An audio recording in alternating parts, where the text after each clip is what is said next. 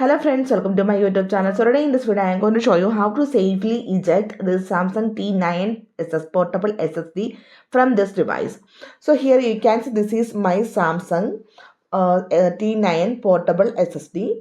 So this is successfully connected to my device. You can see on the files application you can see the name here for Samsung T9. So let me show you how to safely eject. You will not get any options to eject the SSD from your device.